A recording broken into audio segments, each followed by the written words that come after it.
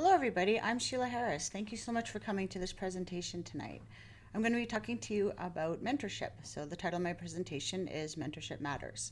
Just to let you know, I am an ambassador with Manitoba Women in Tech. So if after the presentation you have any questions about the organization or about anything I have to say about mentorship, feel free to reach out to me. Probably the best way to get a hold of me is on LinkedIn. So, mentorship matters. We're going to talk a little bit about background on mentorship and myself, and we're going to discuss some mentorship scope and principles, and then I'll talk to you a little bit about the mentorship process. So, in my career, I have been fortunate to have worked with any number of people that have invested in me and mentored me. And I've had a large variety of mentors within the industry, outside of the industry, coming from all walks of life. And I can tell you right now that I would not have stayed in technology if it wasn't for my mentors giving me the support and guidance that I needed. For those of you that don't know, right now there is a very large push to have diversity in technology. So diverse groups, diverse teams, which what it gives us is a large input and a varied input into evaluating problem domains and coming up with solutions. So this is going on a global level, at all levels of government, this big push for diversity in tech. Specifically, one of the things that we're working towards is gender parity in technology. So for me, that's sort of three things. That's the intake of women into the technology fields, that's keeping women in technology, and then also raising women up to leadership roles in technology. So for me, mentorship applies and can assist with all three of these pillars of gender parity. A little bit about me. In addition to my technical training and experience, I've also had formal training in mentorship, peer support, negotiation, conflict resolution, active listening, leadership, and coaching. So I'm fortunate to have been exposed to a wide variety of different training programs and education that have helped me in my path. So let's talk a bit about what mentorship scope is. What does it mean? What does it provide? What doesn't it provide? So, as a mentor, you can provide support, guidance, motivation, because sometimes we struggle with our motivation. Life can get a bit much sometimes.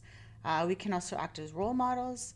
We can provide introductions to our network and to other people in the technology field. Can provide information about some potential pathways that a person can take in their tech career. Obviously, there's a lot of different things you can do in this industry, so it's good to have information about the realm of possibility. Provide food for thought. So a big part of mentorship is asking questions of your mentee, asking them to think about things that they may not have thought about before. And also important to tell stories about your career, stories of success, but also stories of failure. It's really important to recognize that failure is a thing and that all successful people have to deal with failure. What a mentor doesn't provide, there has to be some boundaries in this relationship. A mentor does not provide coaching, meaning that coaching is directing someone, telling them a specific process and walking them through that process. Mentorship is a little more fluid and nebulous than coaching.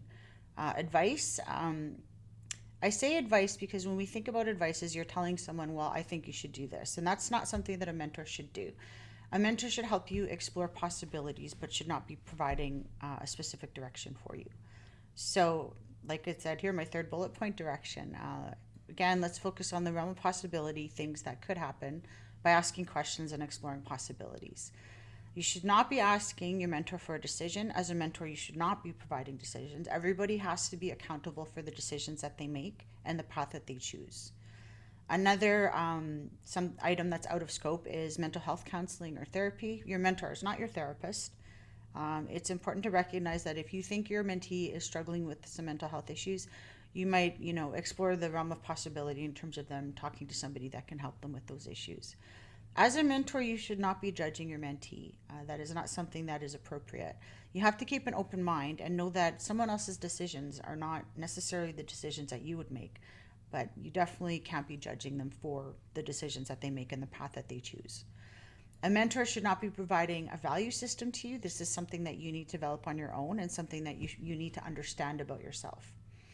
The other item that's out of scope for a mentor is friendship. Now, having said that, mentor-mentee relationships do evolve over time, and I have been involved with people that started off as mentors and ended up as friends. So I'm not suggesting that it's completely out of scope for the relationship as a whole, but specifically when you're entering into and starting up a mentor-mentee relationship, it's important to understand that it's not a friendship. So in my view, we learn in 3 different ways. We learn what to do, what not to do, and we learn from personal experience. So the nice thing about being in a mentor relationship is that, by listening to your mentor, hearing their stories, we can learn some stuff about what to do. We can also learn some stuff about what not to do, because again, successful people, have a history of failures. It's a thing that happens. Personal experience, of course, is what, we do, how we interact, but your mentor can also help you with that by asking you questions and probing you about, what you're getting out of your personal experience, what insights you found. Mentorship can obviously help with all of this. It's important to understand that mentorship is not to be used to make somebody over into your own image. That's not the purpose of it. Everybody has a different path in life and in their career. So we're not here to, corral people into a specific path or to make them, a mini me or a version of ourselves. That's not how this works. Within the mentor-mentee relationship, there's a number of important tenets or principles that we need to follow. We have to make sure that we're establishing expectations and that we're, adhering to those expectations and not going out of bounds. It's important to understand that relationship dynamics are fluid and changing. Relationships are challenging. And, that is true in the mentor-mentee relationship as well. So it's important that we understand, that just like any relationship, mentor-mentee relationships require effort and they have their challenges. It's important to treat the relationship with respect at all times, and that means adhering to your commitments as a mentee and as a mentor. It means respecting the individual and respecting their choices. It also means respecting, the time that you have together. So, when you go to the meetings, be prepared, know what you want to get out of it. Building trust, of course, is an important foundation for any relationship. So in my view, healthy relationships are based on respect and trust. These are very important components. If there is a lack of trust, or if trust is something that can't be built over time, it may not be a good fit. You should at all times avoid making statements of certainty, especially when you're a mentor.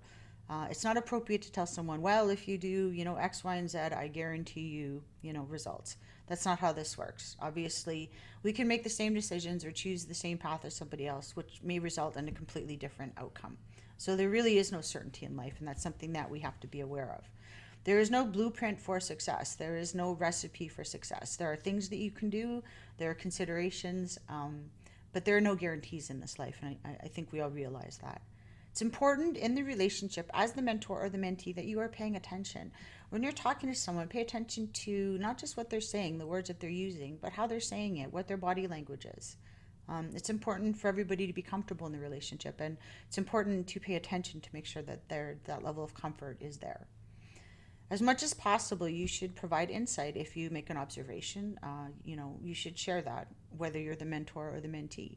If you hear somebody saying something that doesn't maybe align with something else that you've heard, you should, maybe probe into that a little bit and ask some good questions. Also, regarding the relationship, move on when it's time. If the relationship has run its course in terms of you're no longer getting the value that you're looking for, or you're looking for something else in the relationship, it's okay to move on. This is a thing that happens. Just make sure that you treat that with respect as well. As a mentor, some things that you need to be, always be honest, open, and transparent. Make sure that the information that you're giving is correct and factual. Make sure that you're an active listener. Again, pay attention to all the signals that the person is sending you. Make sure that you're working in good faith. So working in good faith means that there are no hidden agendas. There is no manipulation. There's no, unsavory outcomes that you're looking for. Make sure that you're approaching this work honestly. And in any aspect of your life, you should always be working in good faith. As a mentor, you should never be applying pressure to your mentee to go in a specific direction or to make a specific decision. That is not appropriate. You are not there to make decisions for somebody or to pressure them to make a decision that you think is correct. What you're there to do is help guide them in understanding what their value system is and what decisions they want to be making. It's important that you share your journey, your successes, and especially your failures. It's important to understand that successful people have failures. And, I think we're coming into an era where we're more comfortable talking about our failures. Sometimes when you're trying to grow your career, you may make missteps, and it's important to understand that people that you look up to, admire, your role models, they've made missteps as well. So it's not the end of the world. I think that's a really big support that a mentor can provide to a mentee. Be a cheerleader for your mentee. Be enthusiastic about what they tell you. Be enthusiastic about the things that they're enthusiastic about it. This is a really important part of providing that support to your mentee. Engage your network where appropriate. If your mentee has questions about specific roles or specific industries, reach out to your network and see if there's somebody in your network that can have a conversation with your mentee. Make introductions if they want to meet somebody that's, working in a particular industry or organization. That's a very concrete and pragmatic and practical thing that you can do for your mentee. You can learn from your mentee as much as they learn from you. So someone that's your mentee is likely more junior in their position and their education is probably more recent. You can learn stuff about, what they were told in school, what directions they were told, information they were told about the industry. Because, chances are that, what you experienced back in the day is not going to be the same as them. So you can definitely learn from that. As a mentee, the same things apply in terms of being open, honest, and transparent, of being an active listener, and working in good faith. As a mentee, do not ask your mentor to make decisions for you. This is very important. Do not ask your mentor, what should I do? It would be lovely if we had someone in our life to tell us, make this decision for me, and or someone to tell us with a level of certainty to say, if you do this, this will happen. That is not the reality of the situation. So make sure that you're respecting that boundary. Share your journey as a mentee, and especially share the challenges that you have. We all have strengths and weaknesses, and the more that we understand what our weaknesses are that lead to our challenges, the better able we are to work with them and, better ourselves so that we're not falling prey to our weaknesses, so that we can, make adjustments and that we can grow.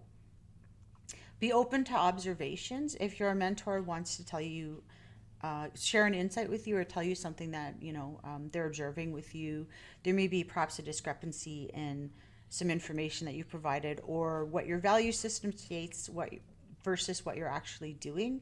So make sure that you're open for that. Keep an open mind, and use your critical thinking skills to evaluate whatever it is that information is being shared with you.